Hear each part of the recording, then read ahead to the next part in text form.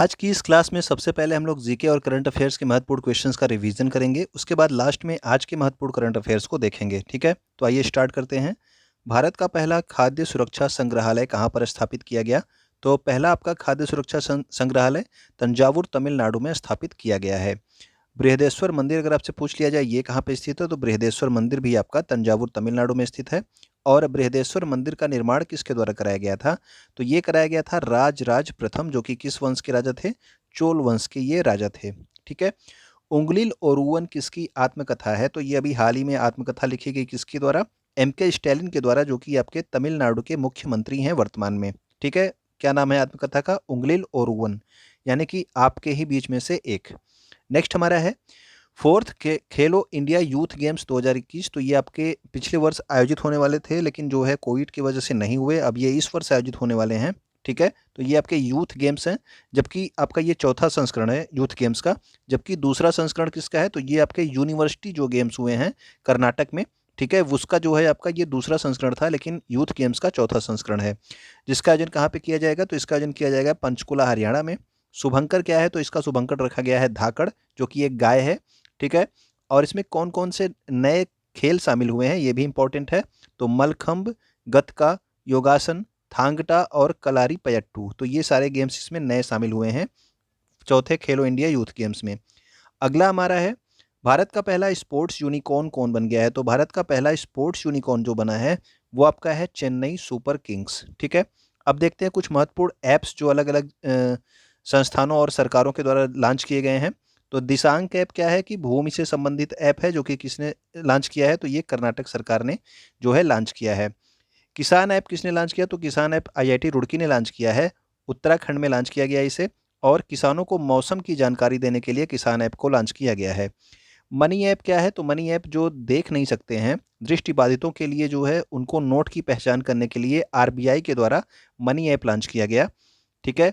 Migration tracking app क्या है? तो माइग्रेशन ट्रैकिंग ऐप जो कि आपके एक विशेष मौसम में जो कमाने के लिए मुंबई में आते हैं और वहाँ से फिर जो है वापस जाते हैं, उनको ट्रैकिंग करने के लिए महाराष्ट्र सरकार ने माइग्रेशन ट्रैकिंग ऐप जो है लॉन्च किया है। नेक्स्ट हमारा है सतर्क ऐप। सतर्क ऐप जो है ये आपके भ्रष्टाचार से संबंधित है, जो कि किस राज्य ने लॉन्च किया गया? तो ये आपके केंद्र शासित प्रदेश जम्मू कश्मीर में लॉन्च किया गया। इसके अलावा जन निगरानी ऐप भी, यानी कि लोगों की जो समस्याएं हैं उनको सुनने के लिए जम्मू कश्मीर ने जन निगरानी ऐप लॉन्च किया है। 1064 भ्रष्टाचार विरोधी ऐप किसके द्वारा लॉन्च किया गया? तो ये भी हाल ही में उत्तराखंड की सरकार के द्वारा लॉन्च किया गया था 1064 भ्रष्टाचार विरोधी ऐप। जबकि तंबाकू छोड़ो ऐप जो है ये विश्व स्वास्थ्य संगठन के आपके दक्षिण एशियाई जो है क्षेत्रीय कार्यालय के द्वारा लॉन्च किया गया। तो ये विश्व स्वास्थ्य संगठन की संस्था के द्वारा तंबाकू छोड़ो ऐप जो है ये लॉन्च किया गया है। लोकपाल ऐप किसके द्वारा लॉन्च किया गया? तो लोकपाल ऐप गिरिराज सिंह ने लॉन्च किया था। और ये किस लिए लॉन्च किया गया है? तो लोकपाल ऐप जो मनरेगा हैं उनमें जो शिकायतें लोगों की हैं उसको दर्ज करने के लिए लोकपाल ऐप को जो है लॉन्च किया गया है गिरिराज सिंह के द्वारा। गरुड़ ऐप और स्वीप ऐप ये किसके द्वारा जो है लॉन्च किया गया? तो गरुड़ और स्वीप जो है ये चुनाव आयोग से संबंधित हैं। ठीक है। नेक्स्ट हमारा है सारथी ऐप। तो सारथी ऐप जो है सेबी ने लॉन्च किया है, यानी कि भारतीय प्रतिभूति और विनिमय बोर्ड। और इसकी वर्तमान में अध्यक्ष कौन है ये आप लोग को कमेंट करके बताना है। ठीक है, लोगों में निवेश की जानकारी जो है बढ़ाने के लिए सारथी ऐप लॉन्च किया गया है। वाई ब्रेक ऐप क्या है? ये योगा से संबंधित योग ऐप है और ये किसके द्वारा लॉन्च किया गया? तो ये लॉन्च किया गया आयुष मंत्रालय के द्वारा। ठीक है। नेक्स्ट है आपका डिजिटल संसद ऐप, जो कि किसके द्वारा लॉन्च किया गया? तो ये लॉन्च किया गया है लोकसभा सचिवालय के द्वारा। अगला हमारा है आभा। तो आभा जो है ये आयुष्मान भारत हेल्थ अकाउंट इसका फुल फॉर्म है। ठीक है ना। और इसको जो है किसके द्वारा लॉन्च किया गया? आभा ऐप को। तो आभा ऐप को लॉन्च किया गया है राष्ट्रीय स्वास्थ्य प्राधिकरण, ठीक है, नेशनल हेल्थ अथॉरिटी के द्वारा। और इसमें जो है क्या बनाने के लिए इसको लॉन्च किया गया है? तो डिजिटल हेल्थ कार्ड के लिए इसे जो है लॉन्च किया गया है। किस ऐप को? आभा ऐप को। इसका full form Ayushman Bharat health account, ठीक है, एनएचए यानी कि राष्ट्रीय स्वास्थ्य स्वास्थ्य प्राधिकरण के द्वारा इसे लॉन्च किया गया। और अगला हमारा है vehicle movement tracking system app, जो कि हरियाणा सरकार ने लॉन्च किया। और ये किसके लिए लॉन्च किया गया है? जो भी आपकी खनन सामग्री ले जाती हैं गाड़ियां उनको ट्रैक करने के लिए। ओके, वेलकम टू एग्जाम सहपाठी। आज के इस डेली घटना चक्र और समसामयिकी सार की क्लास में हम लोग करंट अफेयर्स और जीके का रिवीजन कर रहे हैं। अगर आप यहाँ पे पहली बार आए हैं तो यूट्यूब पे हमें सब्सक्राइब कर सकते हैं। इसके अलावा टेलीग्राम, इंस्टाग्राम और फेसबुक पे हमें फॉलो कर सकते हैं। और अगर आपको ये क्लास अच्छी लग रही हो तो आप क्लास को लाइक भी कर सकते हैं। तो आइए कंटिन्यू करते हैं आज की क्लास को। गृह मंत्री अमित शाह ने कहाँ पर राष्ट्रीय जनजातीय अनुसंधान संस्थान का उद्घाटन किया है? तो अभी हाल ही में राष्ट्रीय जनजातीय अनुसंधान संस्थान का उद्घाटन कहाँ पे किया गया? तो ये किया गया नई दिल्ली में। और किसके द्वारा किया गया? तो गृह मंत्री अमित शाह के द्वारा। भारतीय खाद्य सुरक्षा एवं मानक प्राधिकरण, जिसको जो है फसाई बोला जाता है संस्था का नाम, ठीक है ना, शॉर्ट में, भारतीय खाद्य सुरक्षा एवं मानक प्राधिकरण के द्वारा ईट राइट चैलेंज कार्यक्रम जो है कि रैंकिंग में जो है कौन सा शहर देश में पहले स्थान में है? तो ईट राइट चैलेंज जो है किसके द्वारा जारी किया गया? तो फसाई के द्वारा जारी किया गया। और इसमें जो है जो रैंकिंग जारी की गई है, इसमें इंदौर पहले नंबर पे है और वाराणसी इसमें क्या है? दूसरे नंबर पे है। ठीक है। अगला हमारा है रिंग ऑफ फायर किस महासागर में स्थित है? तो रिंग ऑफ फायर यानी कि अग्निवलय का जो क्षेत्र है ये प्रशांत महासागर में स्थित है। यहाँ पे सबसे अधिक आपके भूकंप और ज्वालामुखी क्षेत्र स्थित हैं। ठीक है। स्वेज नहर किस किस को आपस में जोड़ती है? तो आप सब जानते होंगे स्वेज नहर भूमध्य सागर को लाल सागर से जोड़ती है। ठीक है। भूमध्य सागर को लाल सागर से कौन जोड़ती है? स्वेज नहर। दक्कन का पठार किस प्रकार के ज्वालामुखी का उदाहरण है? तो दक्कन का पठार क्या है? तो ये दरारी उद्गार का उदाहरण है। दरारी उद्गार का क्या मतलब है? कि इसमें से लावा धीरे धीरे निकल करके जो है क्या करता है? पूरे जमीन पे अपना फैलता है। ठीक है ना, अचानक से विस्फोट नहीं होता, लावा इसमें धीरे धीरे निकलता रहता है। ठीक है। तो ये आपका दरारी उद्गार का उदाहरण है दक्कन का पठार। बैंकॉक थाईलैंड में आयोजित महिलाओं की बैडमिंटन चैंपियनशिप, ठीक है, तो ये आपकी महिलाओं की बैडमिंटन चैंपियनशिप है जिसका नाम क्या है? Uber cup. और ये 29वें क्रम का इस बार हुआ है 2022 में। ठीक है। और आयोजन कहाँ पे हुआ था? तो हुआ था बैंकॉक थाईलैंड में। और आपका उबेर कप को किसने जीत लिया 2022 के लिए? तो ये जीत लिया आपका दक्षिण कोरिया ने। और इसके लिए इसने किस देश को हराया? तो चीन को हरा करके दक्षिण कोरिया ने जीत लिया है। तो बैंकॉक थाईलैंड में एक और आपका खेल आयोजित हुआ था अभी हाल ही में, तो वो था आपका पुरुषों का बैडमिंटन चैंपियनशिप जिसका नाम क्या है? Thomas cup. ठीक है ना। और इसका ये 32वां संस्करण था। और इसे किसने जीत लिया? तो इसे जीत लिया है भारत ने। और किसको हरा करके जीता है? तो इंडोनेशिया को हरा करके जीता है। ठीक है। तो महिलाओं की बैडमिंटन चैंपियनशिप आपकी उबेर कप थी जिसे दक्षिण कोरिया ने जीता। और पुरुषों की बैडमिंटन कप कौन था? तो वो था आपका थॉमस कप जिसे भारत ने जीता इंडोनेशिया को हरा करके। और दोनों कहाँ पे आयोजित हुए थे? तो ये हुए थे आपके बैंकॉक थाईलैंड में आयोजित हुए थे। नेक्स्ट हमारा है रिजर्व बैंक ऑफ इंडिया से संबंधित कुछ महत्वपूर्ण तथ्य। इसकी स्थापना जो है यंग हिल्टन आयोग या फिर शाही आयोग की सिफारिश पर होती है। ठीक है। और 1934 के अधिनियम के द्वारा 1 अप्रैल 1935 को स्थापना की जाती है। ठीक है। अगर आपसे पूछा जाएगा किस अधिनियम के तहत आरबीआई की स्थापना हुई, तो 1934 का अधिनियम था। और स्थापना होती कब है? तो 1 अप्रैल 1935 को इसकी स्थापना होती है। इसका पहले मुख्यालय कहाँ पे था? तो पहले मुख्यालय कोलकाता में था, लेकिन अब इसका वर्तमान में मुख्यालय कहाँ पे है? तो वर्तमान में मुख्यालय इसका मुंबई में है। ठीक है। यानी कि आरबीआई का फिर राष्ट्रीयकरण कब किया गया? तो स्थापना जो है 1 अप्रैल 1935 को हुई थी, लेकिन इसका राष्ट्रीयकरण यानी कि नेशनलाइजेशन आपका 1 जनवरी 1949 को किया गया। ठीक है। इसके प्रथम गवर्नर कौन थे? तो वो थे आपके सर ऑसबॉर्न स्मिथ। और प्रथम भारतीय गवर्नर कौन थे? तो वो थे आपके सीडी देशमुख। और वर्तमान में इसके 25वें गवर्नर कौन है? तो वो हैं आपके शक्तिकांत दास। ठीक है। नेक्स्ट हमारा है ओलंपिक के इतिहास में भारत के लिए पहला व्यक्तिगत पदक किसने जीता था?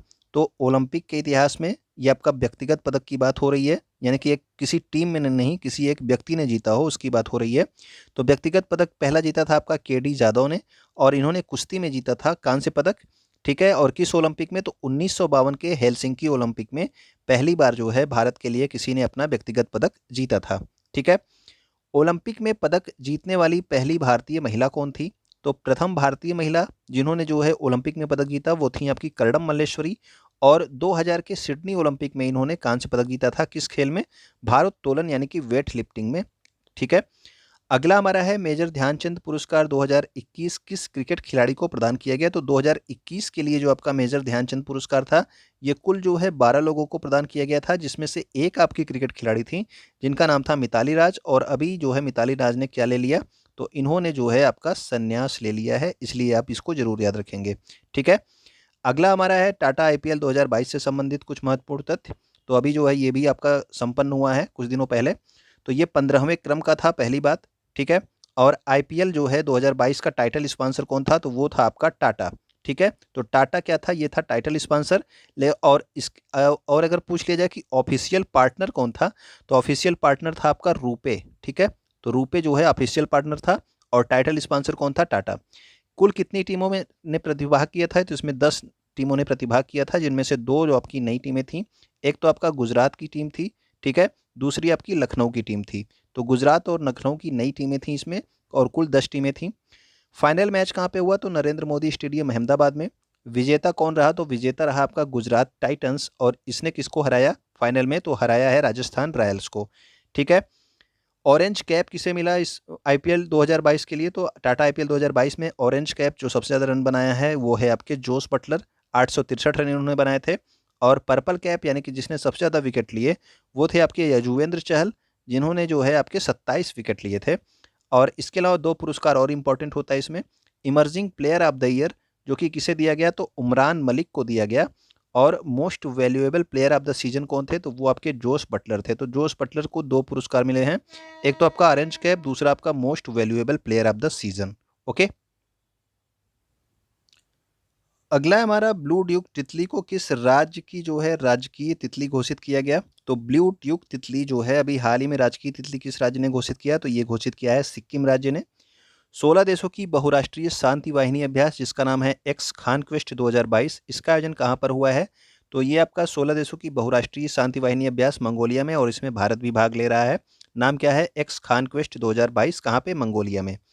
ईईजी जो है इसका उपयोग किसकी जांच के लिए होता है? तो ईईजी जो है आपका होता है मस्तिष्क की जांच के लिए। और ईसीजी जो है तो सी का फुल फॉर्म होता है आपका कार्डियोग्राम, ठीक है। तो ईसीजी का फुल फॉर्म होता है आपका किसके? ईसीजी जो है ये किसकी जांच के लिए प्रयोग होता है? तो ये हृदय की जांच के लिए। तो ईईजी आपके मस्तिष्क के लिए और ईसीजी किसके लिए? तो हृदय के लिए। अगला हमारा है ब्रेन ट्यूमर दिवस कब मनाया जाता है? तो ये मनाया जाता है प्रत्येक वर्ष 8 जून को। और विश्व कैंसर दिवस कब मनाते हैं प्रत्येक वर्ष? तो ये मनाते हैं हम लोग 4 फरवरी को। ओके, तो आइए अब देखते हैं 9 जून 2022 के महत्वपूर्ण करंट अफेयर्स को, ठीक है। क्रेडिट लिंक सरकारी योजनाओं के लिए शुरू किए गए नए राष्ट्रीय पोर्टल का क्या नाम है? तो क्रेडिट लिंक सरकारी योजनाएं यानी कि आपका 13 जो है आपकी ऐसी योजनाएं हैं जिनको जो है जिनके द्वारा सरकार विभिन्न योजनाओं के तहत लोन उपलब्ध कराती है। तो इनके लिए जो है एक नया राष्ट्रीय पोर्टल बना दिया गया है सभी आपकी क्रेडिट योजनाओं के लिए, जिसका नाम क्या रखा गया है? तो जन समर्थ पोर्टल, ठीक है। अगला हमारा है चौथा राज्य खाद्य सुरक्षा सूचकांक। अभी हाल ही में जो है आपका किसके द्वारा प्रदर्शित किया गया ये आपका सूचकांक? तो ये किया गया आपके फसाई के द्वारा, ठीक है, ये संस्था के द्वारा। तो ये आपका इसमें बड़े राज्यों में कौन शीर्ष पे है? तो बड़े राज्यों में आपके खाद्य सुरक्षा सूचकांक में शीर्ष पे है तमिलनाडु। और छोटे राज्यों में आपका खाद्य सुरक्षा सूचकांक में गोवा जो है शीर्ष पर है। केंद्र शासित प्रदेशों में कौन शीर्ष पर है? तो पहले नंबर पे आपका केंद्र शासित प्रदेशों में जम्मू कश्मीर, ठीक है। तो ये इसी तरह से आपसे पूछा जा सकता है कि राज्य खाद्य सुरक्षा सूचकांक में बड़े राज्यों में शीर्ष पे कौन है? तो तमिलनाडु, छोटे राज्यों में गोवा, और केंद्र शासित प्रदेशों में कौन है? तो वो है आपका जम्मू कश्मीर, ठीक है। अगला हमारा है भारत ने दुनिया के सबसे बड़े नौसैनिक समुद्री अभ्यास 28वें रिम ऑफ द पैसिफिक 2022, और जिसका जो है शार्ट में आप नाम जानेंगे रिम पैक 22, ठीक है, इसमें भाग लेने का फैसला किया है। और इसका आयोजन कहाँ पे किया जा रहा है? तो ये इसका आयोजन किया जा रहा है होनोलुलु में। और इसका मेजबान देश कौन है? यानी कि जो आपका रिम ऑफ द पैसिफिक 2022 जो आपका अभ्यास हो रहा है समुद्री अभ्यास, इसका होस्ट है आपका यूएसए, ठीक है। तो ये आपका दुनिया का सबसे बड़ा नौसैनिक समुद्री अभ्यास है, ये भी आप याद रखेंगे। रिम ऑफ द पैसिफिक, जिसको जो है शार्ट में क्या बोलते हैं? तो रिम पैक 22 2022 के लिए तो 22, ठीक है। अगला हमारा है कजाकिस्तान में आयोजित बोलाट तुर्लिखानोव कप कुश्ती प्रतियोगिता में भारत कौन से स्थान पर रहा है? तो ये कजाकिस्तान में आयोजित की गई है बोलाट तुर्लिखानोव कप कुश्ती प्रतियोगिता है, जिसमें भारत जो है दूसरे स्थान पर रहा। और भारत ने कुल 12 पदक जीते हैं, जबकि ईरान जो है इसमें पहले स्थान पर रहा और ईरान ने कुल 14 पदक जीते थे, ठीक है। अगला हमारा है हवा में खेले जाने वाले 11 खेलों को बढ़ावा देने के लिए किसके द्वारा पहली बार राष्ट्रीय वायु खेल नीति जो है 2022 लॉन्च की गई है? तो ये पहली बार जो है आपकी राष्ट्रीय वायु खेल नीति लॉन्च की गई है, ठीक है। किसके लिए जो है? तो हवा में जो खेल खेले जाते हैं कुल 11 खेल हैं, इनको बढ़ावा देने के लिए आपके उड्डयन मंत्री ज्योतिरादित्य सिंधिया ने राष्ट्रीय वायु खेल नीति 2022 लॉन्च की है, ठीक है। प्रधानमंत्री नरेंद्र मोदी के द्वारा कहां पर बायोटेक स्टार्टअप प्रदर्शनी 2022 का उद्घाटन किया गया? तो बायोटेक स्टार्टअप प्रदर्शनी जो है अभी प्रगति मैदान दिल्ली में इसका उद्घाटन किया गया प्रधानमंत्री नरेंद्र मोदी के द्वारा। नेक्स्ट हमारा है हाल ही में शीतल षष्ठी पर्व किस राज्य में मनाया गया? तो शीतल षष्ठी पर्व जो है ये ओडिशा राज्य में मनाया गया, ठीक है। तो शीतल षष्ठी पर्व कहाँ पे मनाया गया? ओडिशा राज्य में। हाल ही में भारतीय खिलाड़ी मिताली राज ने संन्यास ले लिया है। ये किस खेल से संबंधित है? तो मिताली राज ने संन्यास लिया और ये आपका अभी कुछ देर पहले बताया, ये क्रिकेट से संबंधित है।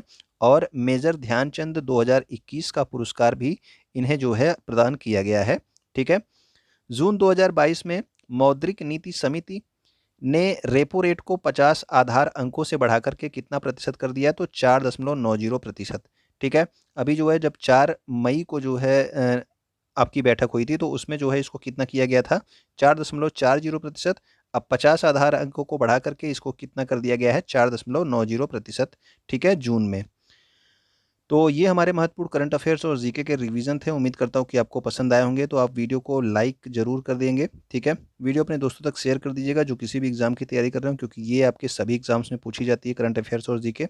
तो वीडियो देखने के लिए आपका बहुत बहुत धन्यवाद।